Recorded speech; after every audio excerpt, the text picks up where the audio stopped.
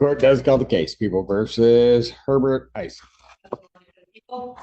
However, on behalf of Mr. Isom, who is approaching the podium and will be standing to my right. Mr. Isom, once you get up here, please introduce yourself to the court. Herbert L. Isom. Thank you, sir. Today is the date and time set for pretrial. We are asking for an adjourned pretrial date. We understand that December 16th is the date that the court's giving. Well, I will give you a date. Okay. How much time do you need? I just was appointed, whatever the next available date is. December 16th. I'm not giving him that because he asked.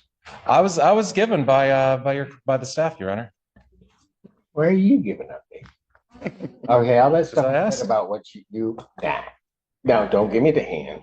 All right. Miss Londa, you have arisen? The people would like to address following if the court's ready. Yes. I'll adjourn the matter to December 16th, 2024, 1 p.m. Yes, Esteban. The court is where this is a domestic violence case. In this case, the victim of the domestic violence incident was present in the courtroom. She informed me that the defendant sat down next to her in the courtroom when he came in. They were sitting together. My victim advocate did see that.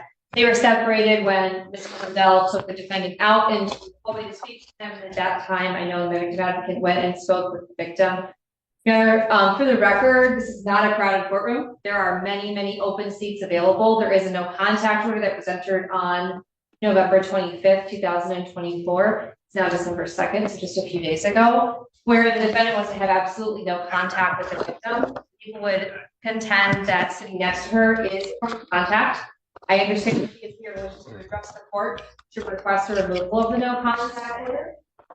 I have other information about that to share with the court whenever the court's ready, but she hasn't made that request yet, so it may be premature for me to respond to it. But I'm very concerned by him sitting down next to her when he's supposed to have absolutely no contact with her. Response. Yes, Your Honor. It is true. I spoke with Mr. Isom as well as the complainant this morning. It is my understanding that we will be making a request to lift the no contact order and the no go-to order. Mr. Isom tells me that he has had no other contact. He has been abiding by the no contact order except for in the court this morning. And it's my understanding that— Where does he reside? Where you live at the moment? My brother's. Okay, go ahead. And Your Honor, we are requesting that the no contact order be converted to a no non-consensual contact order, as well as a no go-to order be lifted. It's my understanding that the complainant needs help around the house with both for herself as well as for their 4 dogs.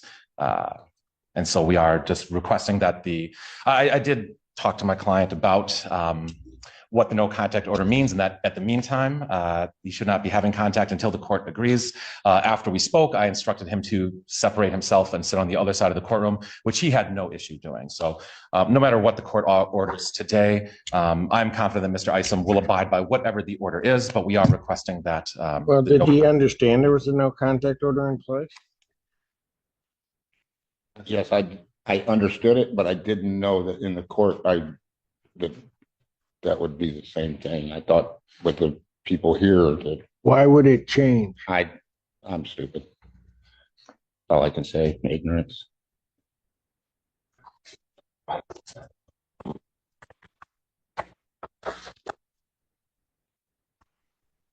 What street are you staying on right now? I'm staying in an apartment with my brother. It's right off of Michigan. What's the name of the road? I don't even know the name of it. Is it in Ypsilanti? It's in Belleville. Well, I'm going to tell you at this time,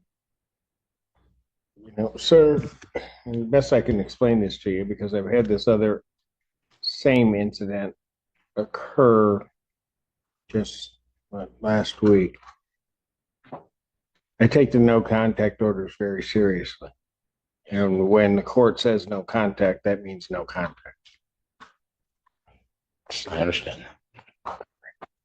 Ms. Lundy, you wanted to say something else? Your Honor, I just will let the court know as well. I heard the defendant say a second ago that he was staying off of Michigan. I would note for the record that the address shared with the victim was also off of Michigan Ave. So I hope that he is being truthful when he says that that's also Not off where his Michigan. brother is.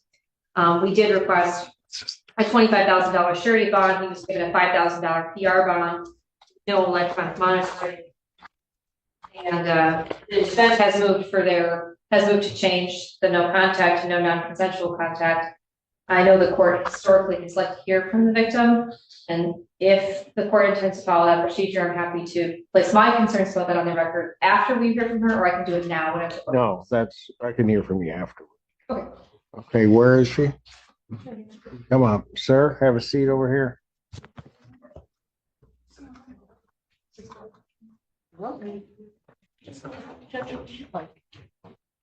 Hello. Good afternoon, Your Honor. My name is Donna Dennison, and I truly understand about the no contact, and I truly apologize. When he came into the court, I just scooted over so he could sit next to me. I didn't, like he said, ignorance. And I understand and I respect the court, and I truly greatly apologize. But me and the babies, we do need him to come home. He is our only care provider who takes me to my doctor's appointments. Well, and I'll let you go on and tell me everything you want, but let me just tell you this. I'm so sorry, Your Honor. No, but ma'am, understand it's not your responsibility. It just isn't. It's his responsibility. Plain, just full stop. All right, you could have scooted it over and give him all kinds of room. It wouldn't matter. He understands or should understand what the court's order is. Okay, so anything else you want to tell me? I would just please ask the court if they could let him please come home. We truly need him there. Okay, all right. Thank you. Thank you, Your Honor.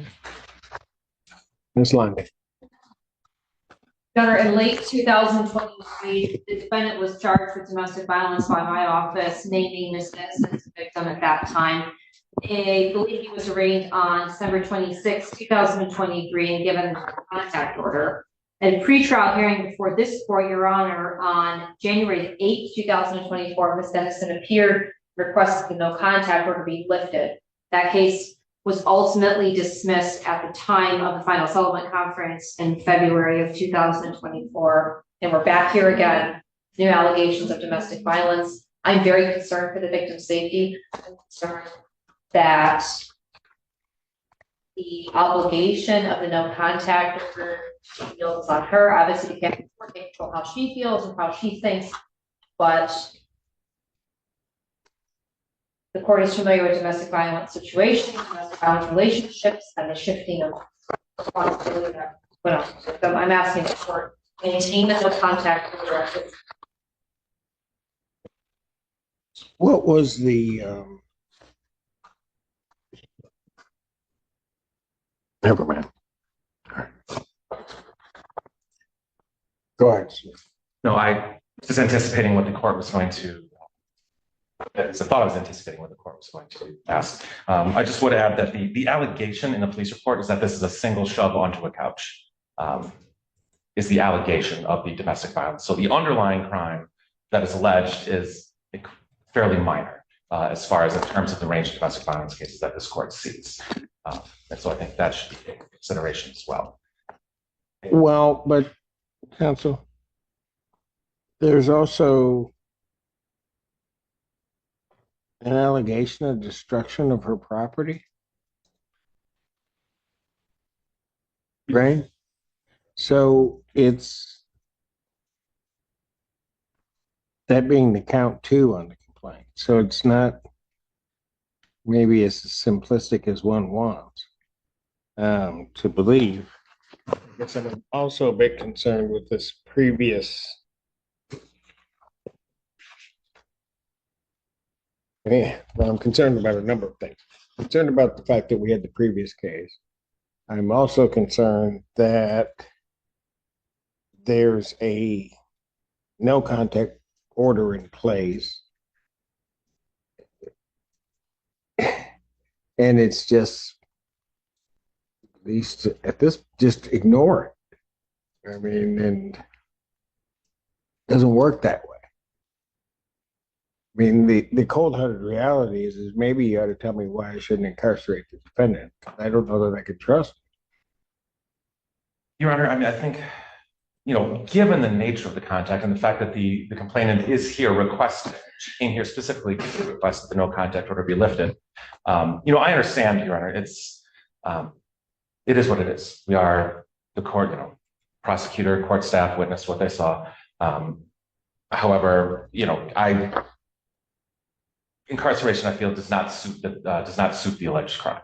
I feel it's, I can understand the court perhaps denying the motion, but incarceration at this time does not seems Yeah, but if somebody's not listening to the court, why would I just slap them on the hand and tell them to go forth and sin no more? I mean, this isn't a hard one to understand. no, certainly not, Your Honor. I suppose we are asking for clemency at this time.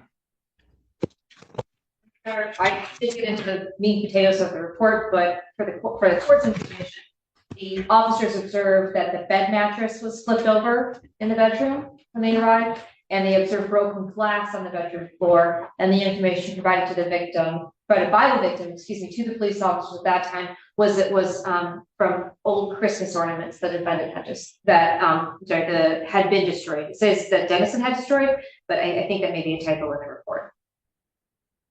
Say that part to me again. So the report reads that there was broken glass came from old Christmas ornaments that Dennison had destroyed. I think that may be a typo and may need to say Isom. I think that just may be a typo, but that is what the report reads. And I want to be candid to the court. In that last case, one of the other issues here is, and Mr. Burdell, maybe you can explain to me, why would your client be under a different assumption of what no contact meant if he's been through this before? This case is starting to shift from the original domestic violence allegation to something judges often view just as seriously: compliance with court orders. The judge isn't only focused on what allegedly happened between these two parties. He's now looking at whether the defendant can be trusted to follow the conditions of his release. What makes this especially significant is that this isn't the defendant's first encounter with a no-contact order involving the same complainant. From the court's perspective, prior experience removes a lot of the benefit of the doubt. The defense is arguing misunderstanding, but the judge appears to see a pattern that raises concerns about accountability. What do you think? Was this a genuine mistake made in a confusing courtroom environment? Or should someone who's been through the process before know exactly where the boundaries are? I think, that he did explain himself that it was ignorance and well, it can't be ignorance. I mean, it almost points to a flagrant violation because he's been through the process before. Judge. Go ahead. Judge, I believe, I think Mr. Isom has explained himself, and at this time I have nothing to add on as to what his motivation, what was inside his mind at the time. On the last case, did he abide by the no contact on the last case? Or did we have problems? So I wasn't involved in the last case, but Mr. Isom is assuring me that he did on the last case. He was never violated on the last case, which again was dismissed. It's not a case he was not convicted for. It was not the case he was convicted on. I understand that. I guess I'm trying to figure out whether or not, because the issue for me is whether or not he's going to follow the court's order. And the court ordered something, and it wasn't that long ago that we ordered it, on the 25th of November. And well, Your Honor, I have my limited contact with Mr. Isom in our conversations. I am confident that he will abide by the orders. He is, he has assured me that there have been no contact prior to this, and he has abided by the no contact order. Outside of the court, there have been no calls, there's been no contact. He immediately moved in with his brother. He's 60 years old and then with his brother into an apartment, Judge. And I am confident, no matter what the court orders today, he will abide by the no contact order. Granted, this is a fairly new case. However, he has been other than the indiscretion this morning, he has been compliant with the court's orders on everything. I need that. Is he working? Remodeling. He does, he's remodeling as a contractor. Are you a self-employed or do you work for somebody? He's self-employed. And do you have any big jobs coming up? Lundy, was there something else you wanted to say? To give additional context to the question the court had about the last time I counted, and from December 26th to the request on January 8th, the defendant would have been on a no contact order for 13 days. So, and he would have been out of custody. So there's not a lot of time in there for us to know. And now we're here and it's been, gosh, not very long at all, 7 days since the incident, the arraignment rather, excuse me. So, and if people again would contend that this is a bond request. Did you provide the address that you're staying at to the court? Why not? You know what? I don't know. I told my brother to get it.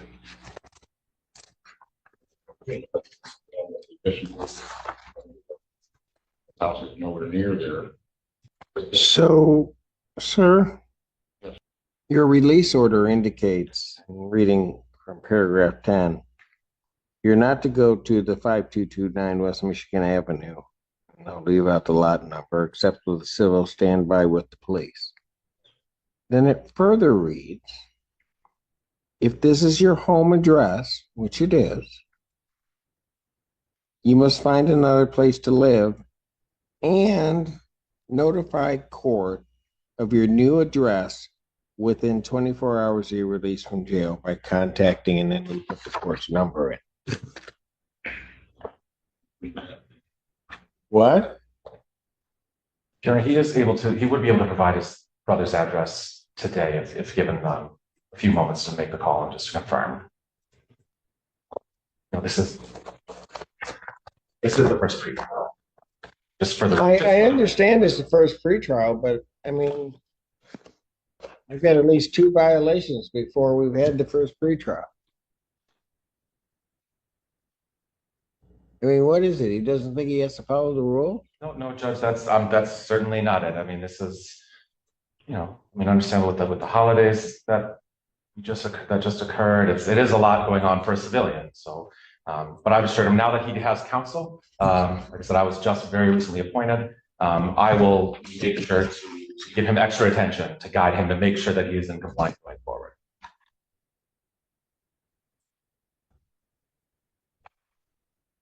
When were you released from jail? One day. The 25th. And when did you go to your brother's house? What? I went there then. And so on the 26th and 27th, you didn't think you had to notify the court? I didn't understand that part.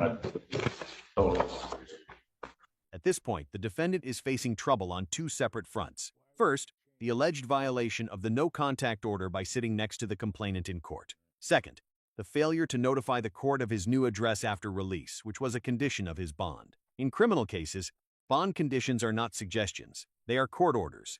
Judges rely on those conditions to monitor defendants and protect alleged victims while a case is pending. What's interesting here is that the complainant is actively asking for contact restrictions to be lifted, yet the court's responsibility extends beyond the wishes of either party. Domestic violence courts often take a cautious approach because emotions, reconciliation, and safety concerns can change quickly. The big question now is whether the judge believes these violations justify jail time or whether stricter supervision would be enough. I didn't read it. Well, you better, I'll tell you what, I'll pass the matter. You just got to go find that address. Your Honor, I believe we are requesting permission to approach. Yes. Our chair there. You're scary. Mr. Allen. All right, we're record to reflect we had a pre-bench conference in this case. My apologies, as I was speaking to your client. No, that's fine. So at this time, Your Honor, Thank you for the bench conference. I did discuss the matter with my client. I do have two requests at this time. The first is that we, and understanding the bench conference conversation we had, first request is that it's my understanding that there's a final conference before Your Honor this Friday. Rather than the adjourned pretrial on the 16th, we are asking that this be set for final conference this Friday due to the extended delay. The next one, I believe, won't be until February. My second request is that he be that the bond be that the PR bond be continued and that the no contact order, no go to be lifted. However, in lieu of that, we would request that he be not remanded and perhaps released on GPS house arrest. Heather, I can provide the address to your staff for that if necessary. But we are requesting that be that is obviously not our first choice for the GPS tether. Thank you. Your Honor, as to those requests, if I may respond. Yes. The people would be opposed to setting this for final settlement conference this coming week, although this incident is from over the summer. The defendant was just arraigned last week, and the people would request additional time to be prepared to move forward to final settlement. As to the continuation of the PR bond, people do continue their request for a remand due to the bond violation. Both observed here in court today, where the defendant came and sat down next to the victim in a very non-crowded courtroom where there were many other seats available, as well as failing to notify the court of his new address within 24 hours of his release. Or I sentence him on the violations. Anything else you want to say, sir? Not at this time, Judge. All right. We're going to find you in violation of those two things for the no contact and also for the failure to tell us your address, sir. And what makes this different, as I stress to counsel, and I've stressed here, is that this defendant has been through this before. He knows what the rules are. He knows what's supposed to happen. He was apprised in his previous case, he would have been apprised by the magistrate of the no contact. In this case, he's also apprised by the magistrate of the no contact. I think what makes this even a little bit more disturbing, and what I had indicated to counsel, was the notes from the magistrate signaled to court that at the time of your arraignment, there was particular mention that the parties had been residing together since the incident, and that was made known to the court because of the intervening time frame. However, what that tells me is that it was more emphasized that there was a no contact, because I can tell that because the magistrate wrote it in her writing in the file that that's specifically what she's ordering. So that I'm clear in that regard, there was going to be this significant change in what was happening. It wasn't like something happened and then you're arraigned and going to do that. That was brought up. That's outside of the fact that then defendant is specifically told he cannot have contact. Specifically told that. And so the fact that he's been through it, What began as a routine felony hearing ended with an additional 30-day contempt sentence, all because of the defendant's own conduct in court. This case is a powerful reminder that how you behave before a judge can be just as important as the legal arguments you make. Do you think the judge handled this situation fairly? Let us know in the comments, and don't forget to subscribe for more real courtroom stories and legal breakdowns.